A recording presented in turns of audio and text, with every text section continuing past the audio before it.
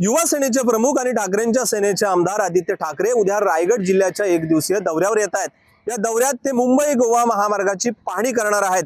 पेण तालुक्यातील वडखळ जवळ असणाऱ्या डोलवी इथून ते या महामार्गाच्या पाहणीला सुरुवात करणार आहेत।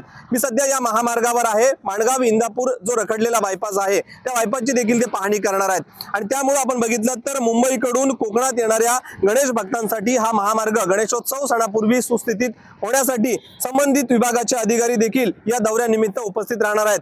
त्यामुळे आदित्य ठाकरे या दौऱ्यानिमित्त कशा पद्धतीने या अधिकाऱ्यांची झाडाझडती घेतील हे देखील पाहणं महत्त्वाचं राहणार आहे। साधारणतः आपण बघितलं तर नागोठणे जवळचा जो उडान पूल आहे त्या उडान पूलचं जे निकृष्ट दर्जाचं काम आहे त्या कामाचा देखील ते आढावा घेणार आहेत।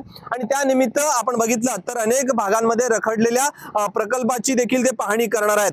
मुंबई गोवा महामार्ग मागील 17 वर्षांपासून या ठिकाणी आपण बघितलं तर रेंगाळलेल्या स्वरूपात पाहायला मिळतोय। मात्र अजूनही हा मुंबई गोवा महामार्ग पूर्ण झालेला नाहीये। अशातच आता उद्या युवा सेना प्रमुख आदित्य ठाकरे या पाहणी दरम्यान कशा पद्धतीने संबंधित अधिकाऱ्यांशी बातचीत करून त्यांची झाडाझडती घेतील हे पाहणं आता महत्त्वाचं राहणार आहे। गणेश मापळकर, एबीपी माझा, रायगड। एबीपी माझा, उघडा डोळे बघा नीट।